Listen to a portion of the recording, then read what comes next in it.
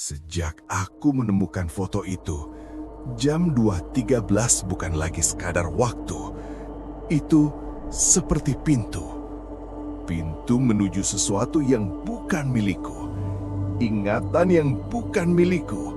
Dan mimpi yang terasa terlalu nyata. Seolah aku tidak lagi melihat dari mataku sendiri, tapi dari mata seseorang yang dulu mati di mes ini. Malam setelah lampu mati dan aku mendengar bisikan itu, aku gak berani tidur. Aku duduk bersandar di dinding, menunggu pagi datang. Tapi anehnya, jam menunjukkan jam 3, lalu jam 4. Tidak ada lagi gangguan. Seolah sesuatu sudah selesai untuk malam itu. Pagi harinya aku bangun dengan kepala berat, seperti habis demam. Dan untuk pertama kalinya, aku merasa asing di tubuhku sendiri. Aku pergi kerja, mencoba bersikap normal. Tapi setiap melihat tangga gudang, dadaku langsung sesak. Aku bahkan tidak tahu kenapa. Sampai siang, saat aku berdiri di tengah kantor, tiba-tiba kakiku gemetar hebat. Bukan takut jatuh, tapi seperti tubuhku mengingat sesuatu yang belum kupahami. Malamnya, aku akhirnya tertidur. Mungkin karena terlalu lelah. Dan aku bermimpi. Tapi mimpi itu berbeda. Aku berdiri di lorong mes, tapi tinggi badanku terasa berbeda. Langkahku lebih ringan, dan tanganku bukan tanganku. Aku melihat ke bawah. Seragam kerja lama, warna yang tidak lagi dipakai perusahaan sekarang. Suara seseorang memanggil dari belakang. "Rani, tunggu!" Nama itu terdengar jelas. Dan anehnya saat dipanggil, aku menoleh. Seolah aku adalah dia. Aku berjalan menuju tangga. Lampu redup, lorong kosong. Lalu terdengar suara pria marah, perdebatan, suara benda jatuh, langkah kaki cepat. Jantungku berdetak sangat kencang.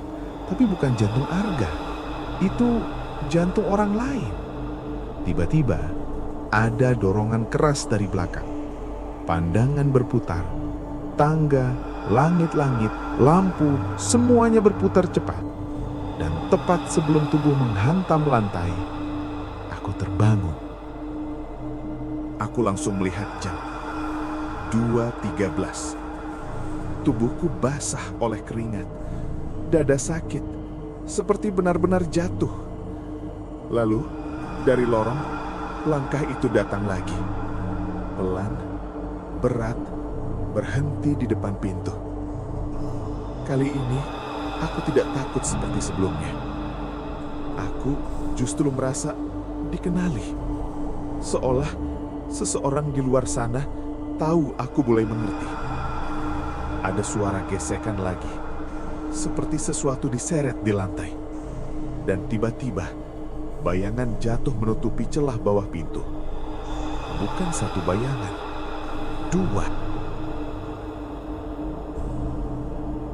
Pagi harinya, aku memutuskan memeriksa tangga mes.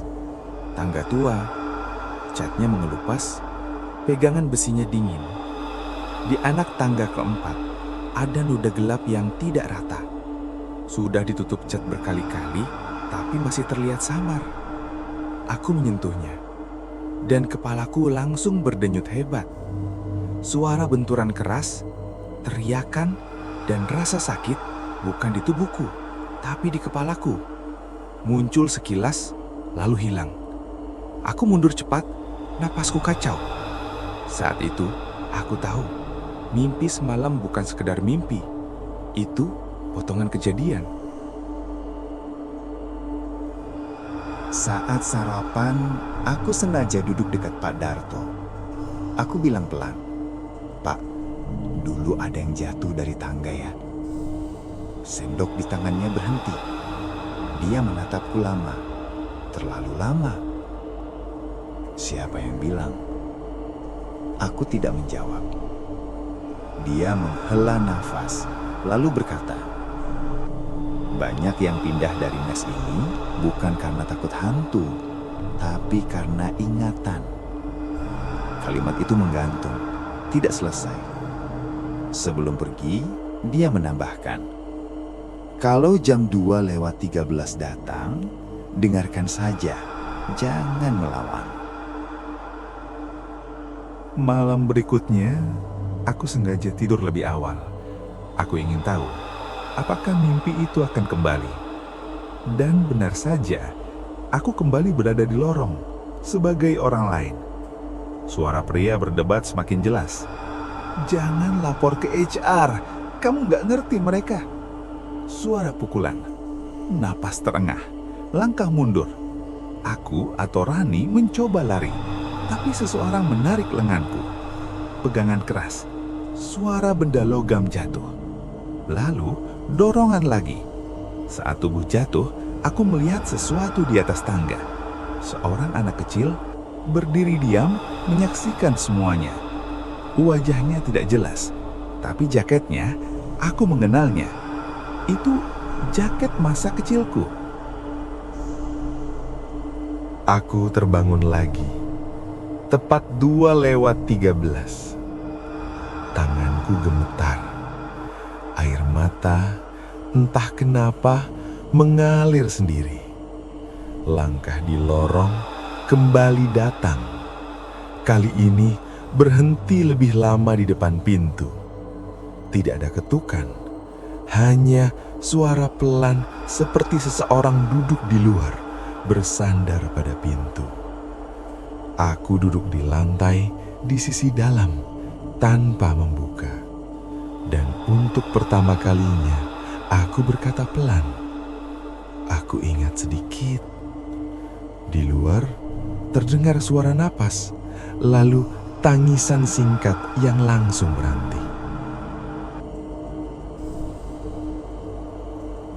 Pagi harinya, aku memutuskan melakukan satu hal gila.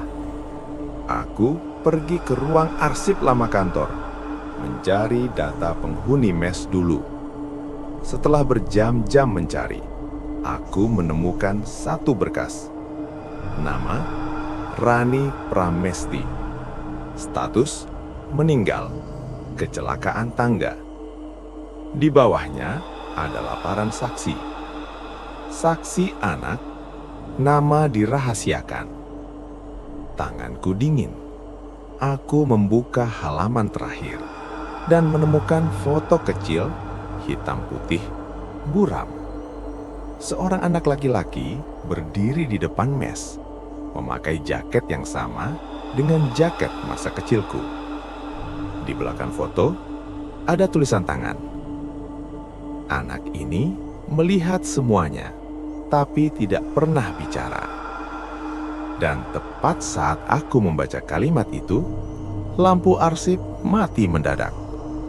Dari lorong terdengar langkah, pelan, berat, mendekat. Dan sebuah bisikan muncul tepat di belakangku.